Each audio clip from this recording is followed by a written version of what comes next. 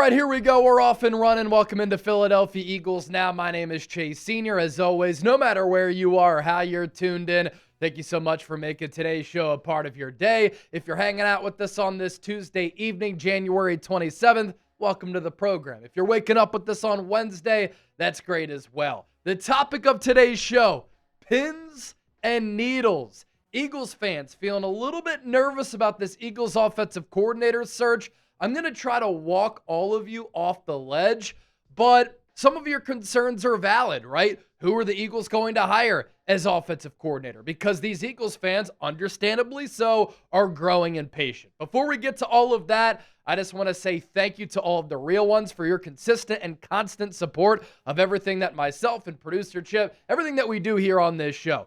What we do would not be possible without all of your support. You watching the shows, commenting, subscribing, hitting that thumbs up icon, liking the videos, you sharing the content, also giving me a follow on social media. So we just surpassed 144,000 subscribers. Every day I wake up, I'm blessed. I'm thankful to be able to talk about the team that I grew up rooting for, the childhood team, living out my dream talking about the NFL. So I appreciate all of you. Go Birds, and if you haven't subscribed, do so right now. So on this Tuesday, just because a snowstorm wrecked half the country and a lot of people are at the crib not doing anything, the NFL doesn't sleep. A lot happened across the National Football League here today. Let's recap you on all the movement on the coaching front. The Buffalo Bills hired and promoted Joe Brady as their new head coach. Brian Daboll did not get that Bills head coaching job after he was an OC there, coaching up Josh Allen a few years ago. He, though, took the job with the Tennessee Titans to be their new offensive coordinator.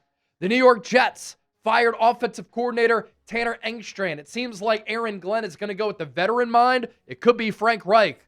The Broncos fired offensive coordinator Joe Lombardi. Now, Sean Payton calls plays, but Lombardi and Payton go back all the way to their Saints days. And the Jacksonville Jaguars, they are keeping offensive coordinator Grant Udinski. He's getting a pay raise. He was in the running for that Browns job, and he interviewed with Buffalo for their head coaching job as well. So with all of those moves that happened today, some of them just over the last few hours, how does that impact the Philadelphia Eagles in their offensive coordinator search? For Joe Brady, one of my top Eagles offensive coordinator targets, and there was a belief, and according to reports, that if Joe Brady did not get the Bills head coaching job, that the Eagles were going to go hard after Joe Brady. Not going to happen any longer. Familiarity with the organization with Buffalo. He's been the OC interim basis starting in 2023. OC the last 2 years in 2024 and in 2025. And with the Eagles, level of familiarity there. He actually interviewed to be the Eagles head coach back in 2021. That job, of course, went to Nick Sirianni. Brian Daboll to the Eagles. It made a lot of sense to me, right? He has known Nick Sirianni for a long time. They coached with one another with the Kansas City Chiefs in 2012. Nick Sirianni has said he looks at Brian Daboll as a mentor. Brian Daboll coached Jalen Hurts during that national championship season when Hurts did get benched in the Natty while at Alabama. He coached DeVonta Smith at Alabama. He coached Saquon Barkley with the New York Giants. I like Brian Daboll as an offensive mind. Some people, Eagles fans, they don't love or didn't love the thought of him becoming the offensive coordinator because the Giants last year were dead last in pre-snap motion, but they were actually like a top 10, top 15 offense prior to him getting canned. Now, I think the Eagles do need to look long and hard at themselves. They need to self-assess, look in the mirror, and they have to ask themselves this question. Why did Brian Daboll decide to go to the Tennessee Titans, bad organization, unknown at quarterback, unknown at head coach, not a good team, over the Philadelphia Eagles, who won a Super Bowl last year? Mike Garafolo with this report that Brian Daboll had good conversations with the Eagles, was intrigued by a possible reunion with Jalen Hurts, but he and Robert Saleh grew close in recent years, and there was a lot to like about Cam Ward and the Titans. So the two former New York coaches reunite on another Broadway. That's Broadway Street in Nashville, not Broadway in New York City. He does have a relationship with Robert Saleh. Saleh really wanted Daboll right from the jump when he got that Tennessee job. Daboll, of note, really liked Cam Ward last year in the pre-draft process. He also liked Jackson Dart. Giants moved up to take him. And we'll talk more about some of the internal and external pressure that some of these OC candidates are feeling. It's a thing. Can you manage it? Can you deal with it? Some can, some can't. Do the Eagles now interview Tanner Engstrand, who was the offensive coordinator for the Jets? Now, that Jets team last year, joke. But think about the offense that he had to coordinate and coach. Justin Fields was the starting quarterback. You could put Justin Fields with Kyle Shanahan, Sean McVay, Ben Johnson. I still don't think it works because Justin Fields is awful.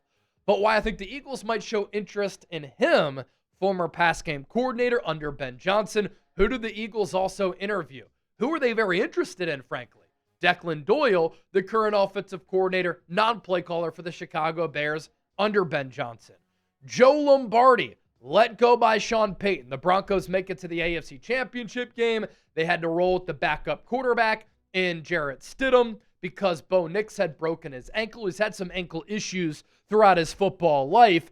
This has to lead to quarterbacks coach Davis Webb going from Broncos quarterbacks coach to offensive coordinator. I also imagine, reading the tea leaves here, that's what we're also hearing at Chat Sports, is that Davis Webb now is not going to be the head coach of the Las Vegas Raiders, and instead he will be promoted from QB's coach to offensive coordinator with the Broncos. And we'll see next year if he potentially calls some plays.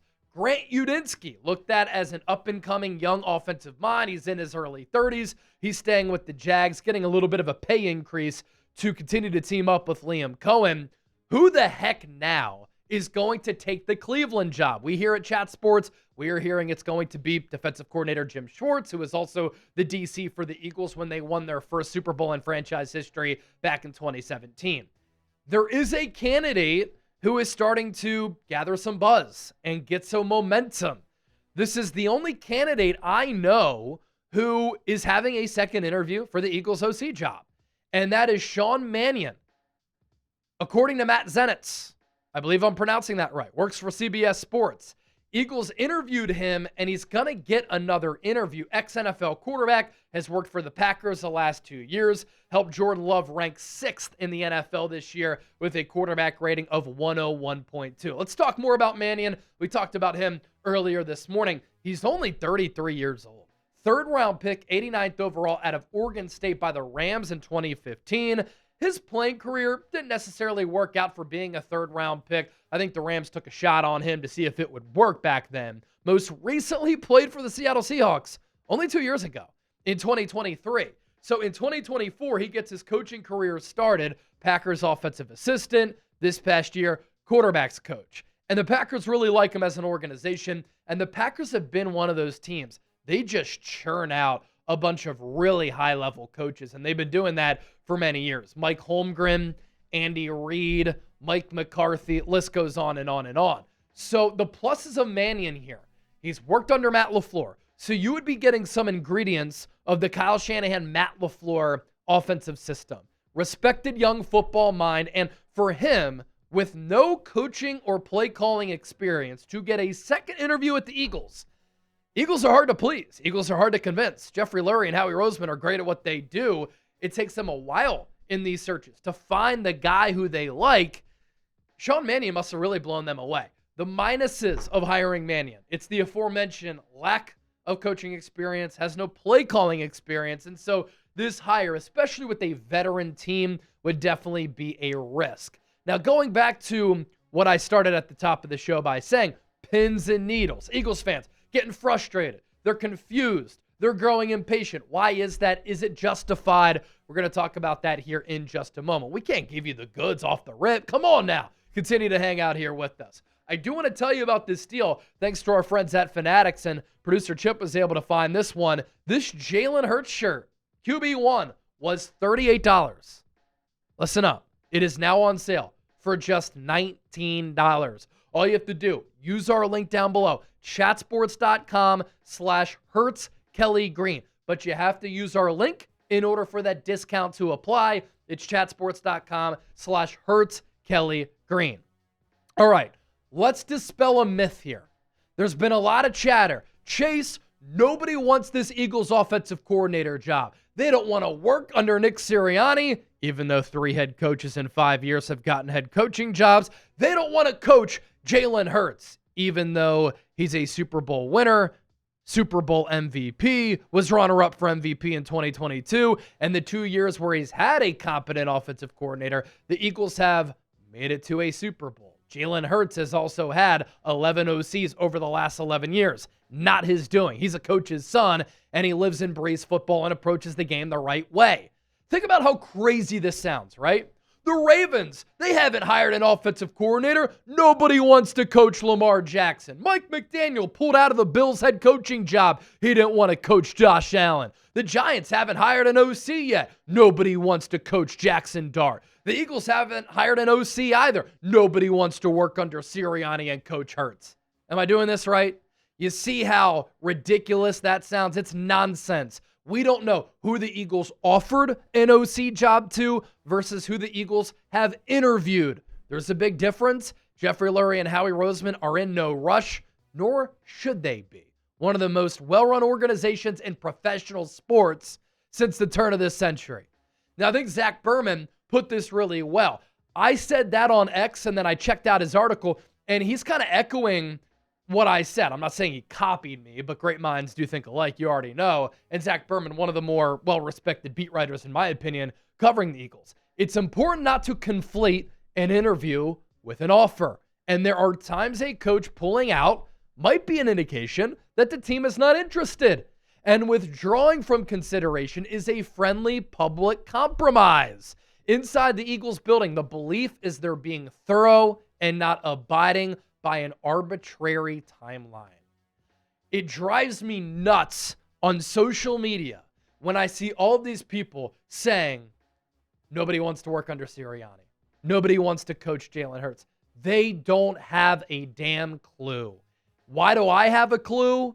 Covering the Philadelphia Eagles professionally, getting some NFL sources, but also knowing that this is how Jeffrey Lurie runs his business. It's been this case since he took over ownership duties in the mid-1990s.